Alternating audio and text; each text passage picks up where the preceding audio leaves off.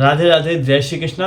आज है गीता जयंती और गीता जयंती के दिन गीता का पाठ करना चाहिए। आज ही के दिन भगवान श्री कृष्ण जी ने अर्जुन को गीता का उपदेश दिया था कुरुक्षेत्र में। तो आज हमें गीता का पाठ करना चाहिए और अगर आप पाठ नहीं कर सकते तो गीता का पाठ सुनने से भी काफ़ी ज़्यादा लाभ होता है। तो आज मैं आपको गीता का पाठ सुनाने वाला हूँ, तो इस वीडियो को पूरा देखिए, कंप्लीट देखिए।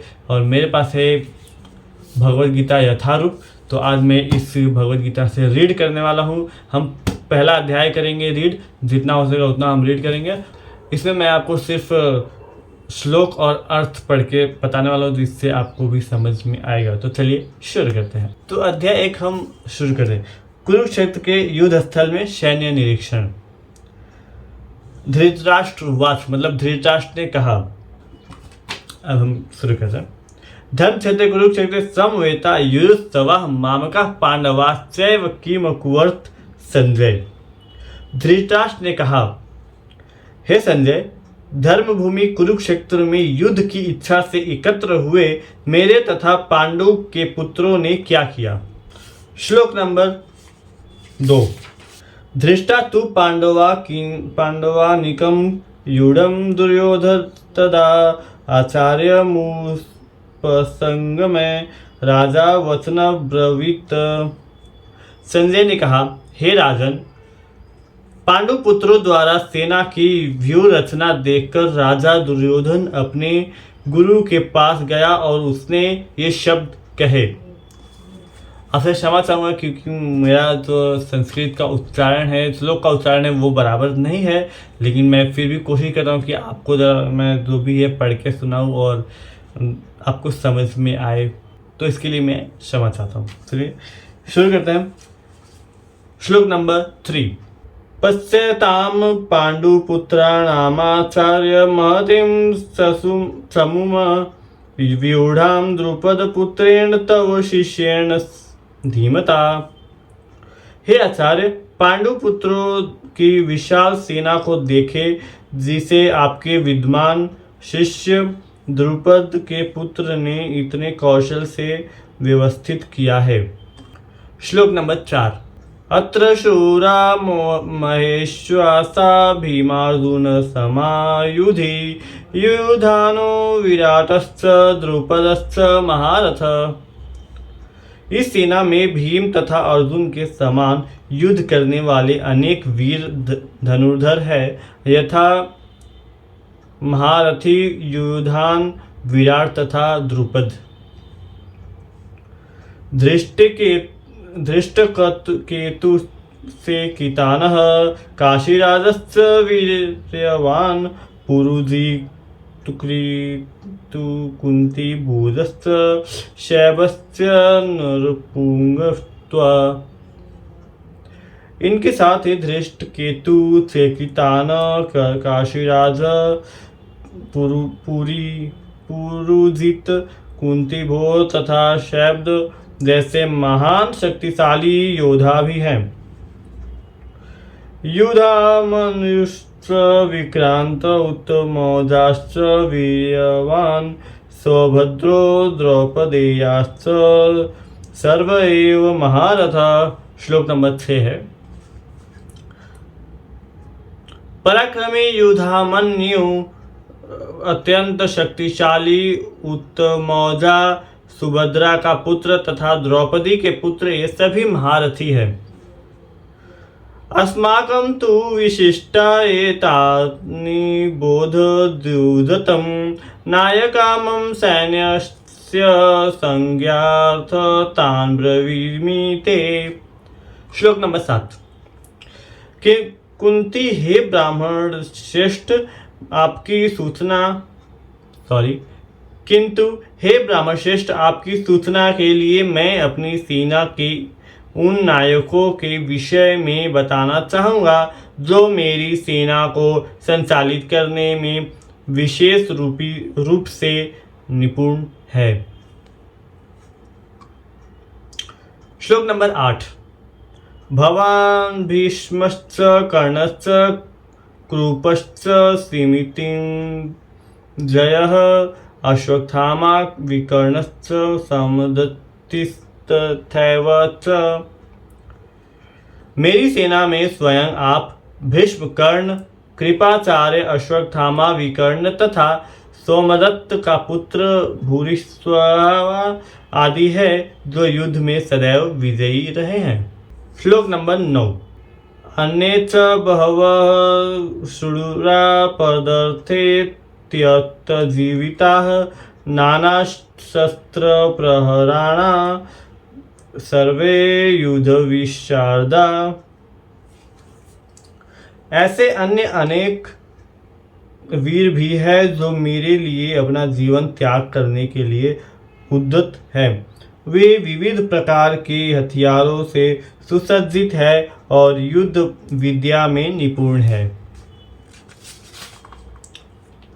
श्लोक नंबर 10। अपर्याप्तम तदस्माकं बलं भीष्माभिरीक्षितं पर्याप्तं त्विदमेतेषां बलं भीमाभिरक्षितम्। हमारी शक्ति अपरिमेय है और हम सब पितामह द्वारा भली भांति संरक्षित है, जबकि पांडवों की शक्ति भीम द्वारा भली भांति संरक्षित होकर भी सीमित है। अब हम दूसरे अध्याय के 10 श्लोक पढ़ते हैं। गीता का सार। तम तथा कृपया संजय उवाच। संजय ने कहा, तम तथा कृपयाविष्टं श्रुपुनाकुलेक्षणं विषीदन्तमिदं वाक्यमुवाच मधुसूदन। संजय ने कहा, करुणा से व्याप्त शोकयुक्त अश्रुपूरित नेत्रों वाले अर्जुन को देखकर मधुसूदन कृष्ण ने ये शब्द कहे। श्री भगवान ने कहा, श्री कृष्ण ने कहा, कुतस्त्वा कस्मलमिदं विषमे समुपस्थितम् अनार्य दुष्टमश्वर्गमकीर्ति करमत्सुन। श्री भगवान ने कहा, हे अर्जुन, तुम्हारे मन में यह कल्मष आया कैसे? यह उस मनुष्य के लिए तनिक भी अनुकूल नहीं है जो जीवन के मूल्य को जानते हो। इससे उच्चलोक की नहीं अपितु अपयश की प्राप्ति होती है। श्लोक नंबर 3। कैव्यं मास्मकगमः पार्थ नैतत्त्वयुपपद्यते शूद्रं हृदय दौर्बल्यं त्यक्त्वा तिष्ठ परंतप। हे पृथापुत्र, इस हीन नपुंसकता को प्राप्त मत हो, यह तुम्हें शोभा नहीं देती। हे शत्रुओं के दमन करता, हृदय की क्षुद्र दुर्बलता को त्याग कर युद्ध के लिए खड़े हो। श्लोक नंबर 4। कथम भीष्मयमहं संख्ये द्रोण च मधुसूदन ईशुभिः प्रतियोत्स्यामि पूजानावरिसिदुदम्। अर्जुन ने कहा, हे शत्रुहंता, हे मधुसूदन, मैं युद्ध भूमि में किस तरह भीष्म तथा द्रोण जैसे पूजनीय व्यक्तियों पर उलट कर बाण चलाऊंगा। श्लोक नंबर 5। गुरु नहत्वा हि महानुभावान् श्रेयो भोक्तुं भैष्यं पह्य लोके हत्वार्थकामास्तु गुरुनिह्ये भुञ्जीय भोगान् रुधिरं प्रदिग्धान्। ऐसे महापुरुषों को जो मेरे गुरु है, उन्हें मार कर जीने की अपेक्षा इस संसार में भीख मांग कर खाना अच्छा है। भले ही वे संसारिक लाभ के इच्छुक हो, किंतु है तो गुरुजन ही। यदि उनका वध होता है तो हमारे द्वारा भोग्य प्रत्येक वस्तु उनके रक्त से सनी होगी।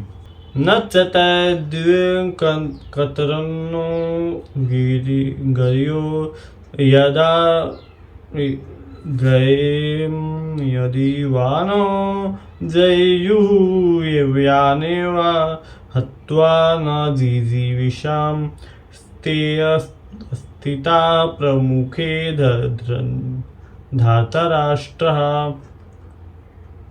हम यह भी नहीं जानते कि हमारे लिए क्या श्रेष्ठ है, उनको जीतना या उनके द्वारा जीते जाना। यदि हम धृतराष्ट्र के पुत्रों का वध कर देते हैं तो हमें जीवित रहने की आवश्यकता नहीं है, फिर भी वे युद्ध भूमि में हमारे समक्ष खड़े हैं। कार्पण्य दोषो पतस्वभावः पृच्छामि त्वां धर्मसम्मूढ चेताः यच्छेयः स्वात्रिस्तिं ब्रीहि तन्मे शिष्यस्तेऽहं साधि मां त्वां प्रमन्नम्। अब मैं अपनी कृपणा दुर्बलता के कारण अपना कर्तव्य भूल गया हूँ और सारा धैर्य हो चुका हूँ। ऐसे अवस्था में मैं आपसे पूछ रहा हूँ कि जो मेरे लिए श्रेयस्कर हो उसे निश्चित रूप से बताएं। अब मैं आपका शिष्य हूँ और आपका शरणागत हूँ, कृपया मुझे उपदेश दें। श्लोक नंबर 8। न हि प्रपश्यामि ममापनुद्याद् यथो कामुस्थो शरणमिन्द्रियाणाम् आवाम्य भूमावस्पत्नमृदं राज्यं सुराणामपि चाधिपत्यम्। मुझे ऐसा कोई साधन नहीं दिखता जो मेरी इंद्रियों को सुखाने वाली इस श्लोक को दूर कर सके, इस शोक को दूर कर सके। स्वर्ग पर देवताओं के आधिपत्य की तरह इस धन धान्य संपन्न सारी पृथ्वी पर निष्कंटक राज्य प्राप्त करके भी मैं इस शोक को दूर नहीं कर सकूंगा। श्लोक नंबर 9। संजय ने कहा, एवमुक्त्वा ऋषिकेशं गुडाकेशं परन्तपः न योत्सव इति गोविंद मुक्त्वा तूष्णी बभूव।